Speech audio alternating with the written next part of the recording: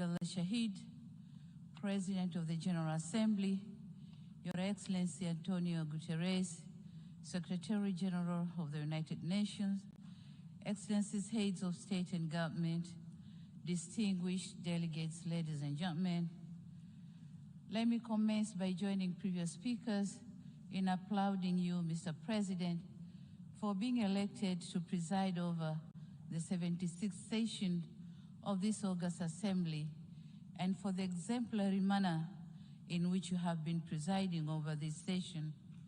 I also commend you for the able manner in which you mastered to make possible for us to meet physically despite unprecedented circumstances brought by COVID-19 pandemic. The holding of physical general debate this year, albeit with limitations, demonstrates again that humanity and multilateralism cannot and should not succumb to the virus. And thus, where there is a will, there is a way. This spirit is what we need going forward. It is why I support and subscribe to the theme of this 76th session that call all of us to build resilience through hope, to recover from COVID-19, rebuild sustainability, respond to the needs of the planet, respect the lives of the people, and revitalize the United Nations. Mr. President, this is my maiden speech at the United Nations General Assembly.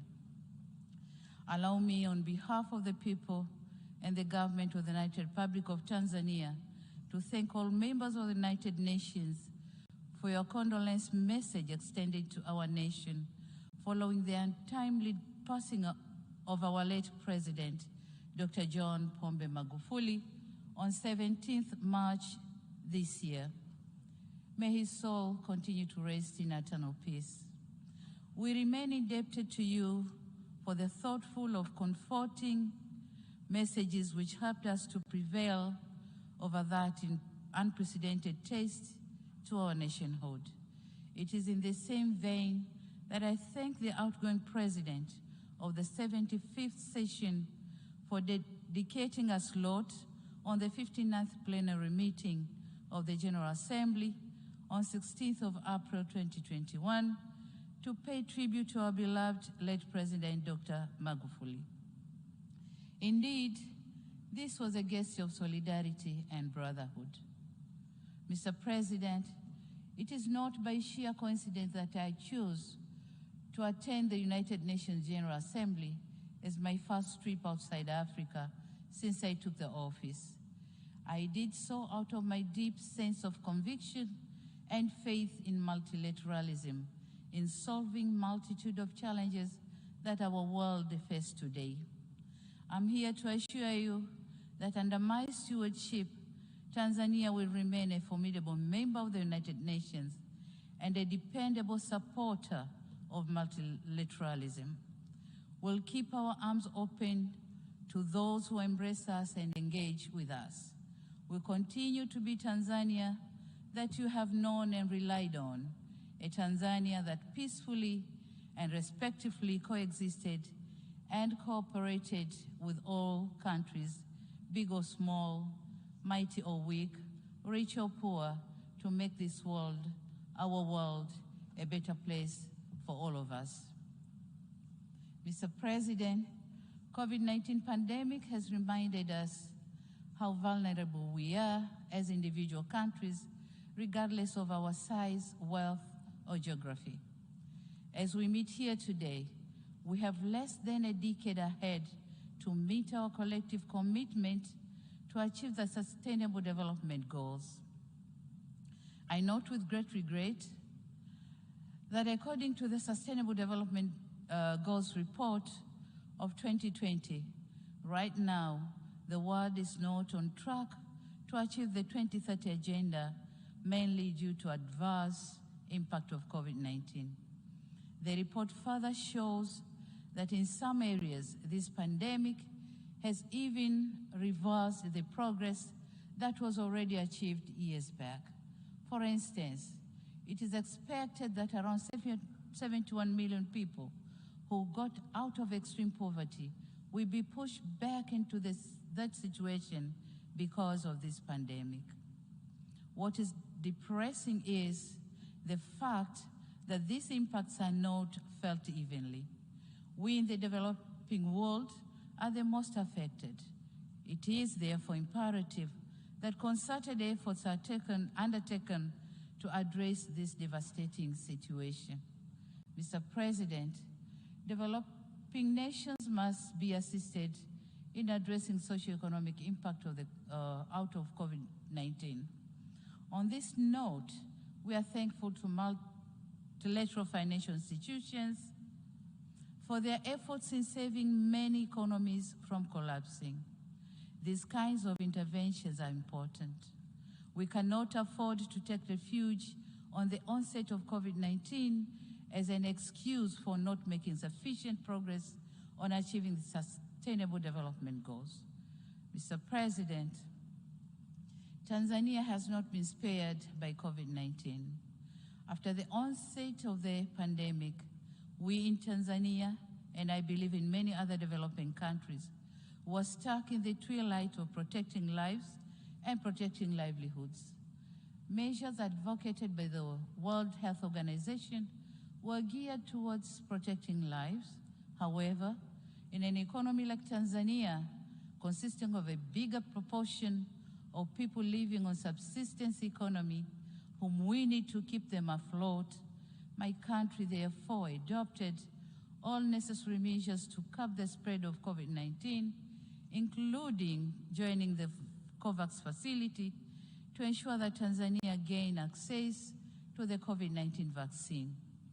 The vaccination campaign has started in July this year with the most vulnerable communities and later on other age groupings.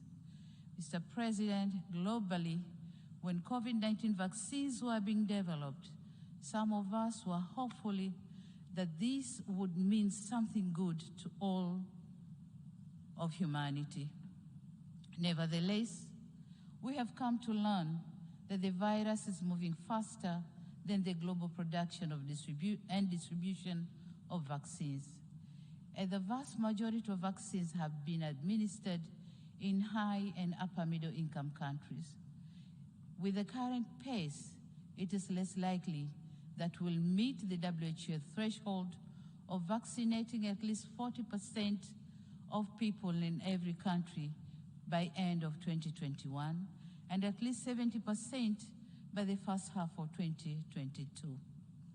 The level of vaccine inequity that we see is appalling.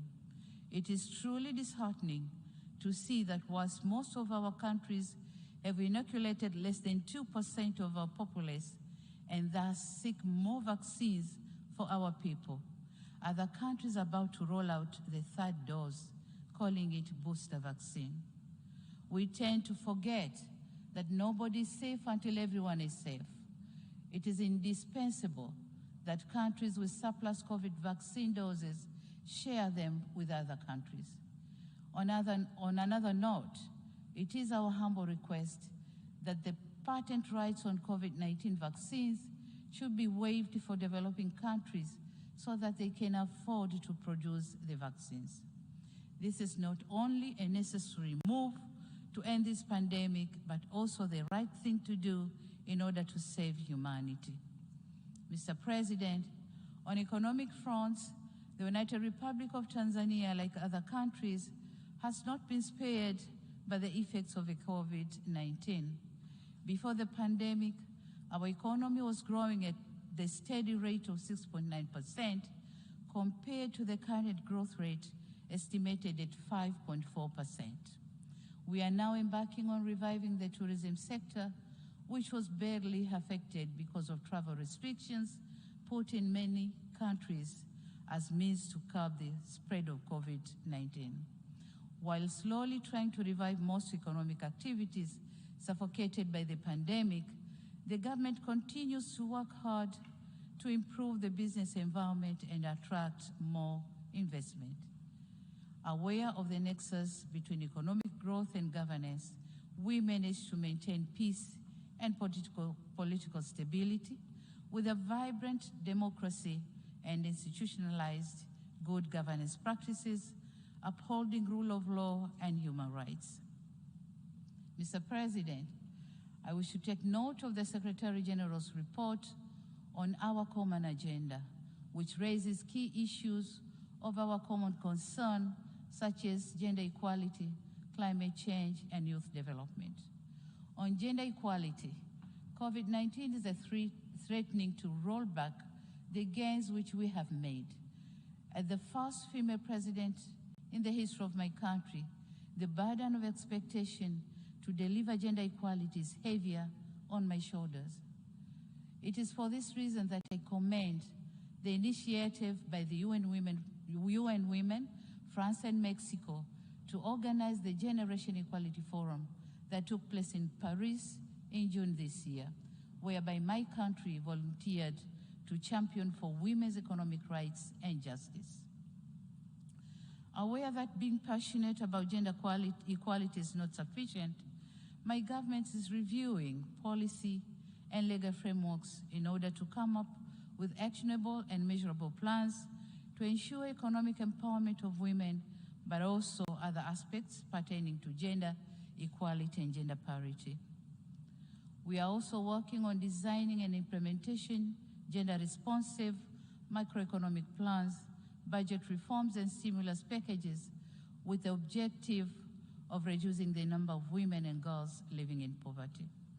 Mr. President, the challenges of climate change are really affecting livelihoods, peace and security, and forceful displacement of our people. Tanzania government spends 2 to 3% of GDP to mitigate and build resilience of communities. And this is a lot in a country which is still grappling with poverty coupled with the emergency of the COVID-19 pandemic. The pandemic has compromised our capacity to respond to harmful impact of climate change. Therefore, our actions today determine the future of our planet in terms of climate change. And in this regard, I call for transparent modality for financial disbursement and emphasize that developed countries should fulfill their commitment to contribute $100 billion annually by 2025 so as to facilitate the implementation of the Paris Agreement. Mr. President, in conclusion, I wish to echo my country's commitment in pursuing the principles of multilateralism as enshrined in the Charter of the United Nations. I urge other nations to continue supporting this august institution. The onset of COVID-19 has given to all of us a lesson that we are deeply intertwined and that unilateralism will not get us anywhere when it comes to challenges that transcends our national boundaries. A wise person once said, and I quote, "Alone, one will go faster, but together we'll go far. Multilateralism must always prevail."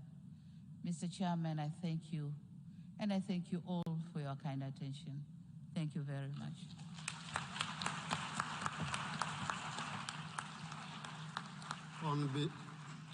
On behalf of the General Assembly, I wish to thank the President of the United Republic of Tanzania for the statement just made, and I request protocol to escort Her Excellency.